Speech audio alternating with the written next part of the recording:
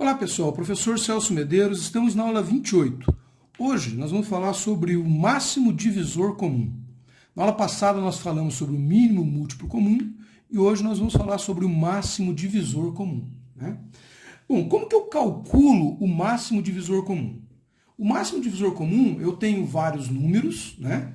E eu vou saber qual o maior número possível que divide todos esses números ao mesmo tempo, né?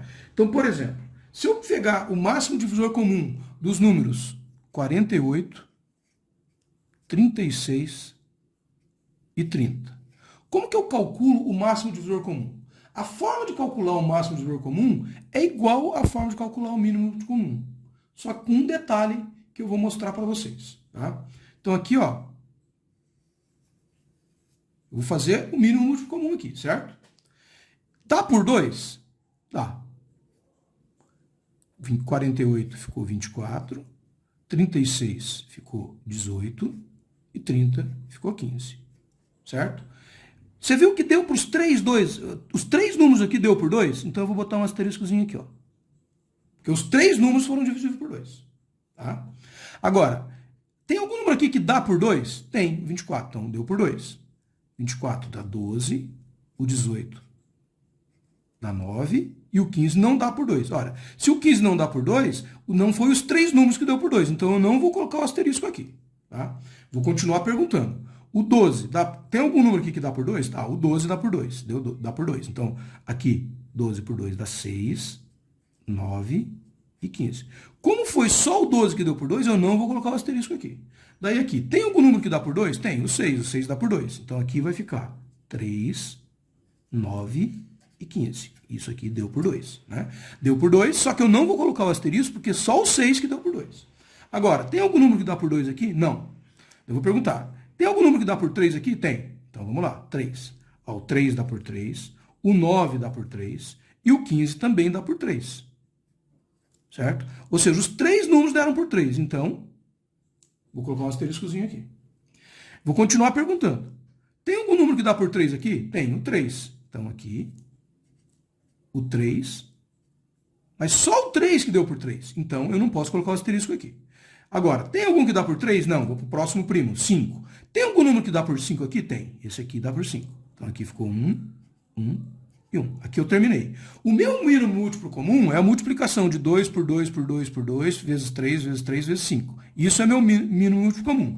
Então, seria 2 vezes 2 vezes 2 vezes 2, vezes 3 vezes 3 vezes 5. Isso é o meu MMC, que é o que nós vimos na aula passada. Mas esse não é o nosso objetivo aqui. O meu MDC é a multiplicação dos números que eu coloquei o asterisco. Então, o meu MDC, nesse caso aqui, é igual a 6.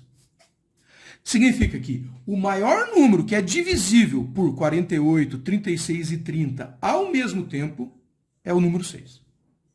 Então, esse aqui, ele é divisível. O 48 é divisível por 6, o 36 é divisível e o 30 é divisível. E todos eles vai restar zero. Se você pegar o 48 e dividir por 6, não vai ter resto nessa divisão.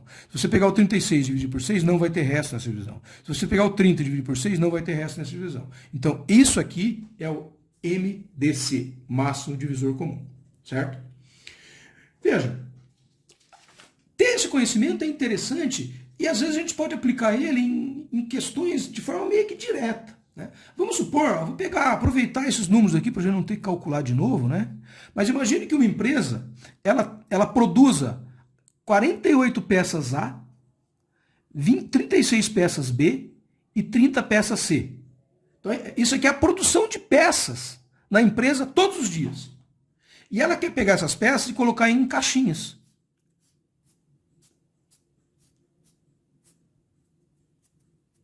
Certo? E ela queria saber qual que é a otimização, a maior otimização. Quantas peças eu posso colocar dentro de cada caixa, de tal forma que não fique faltando peças a colocar na caixa, né, por dia, e eu aproveite na confecção das caixas para utilizar, para qualquer peça eu posso utilizar a mesma caixa.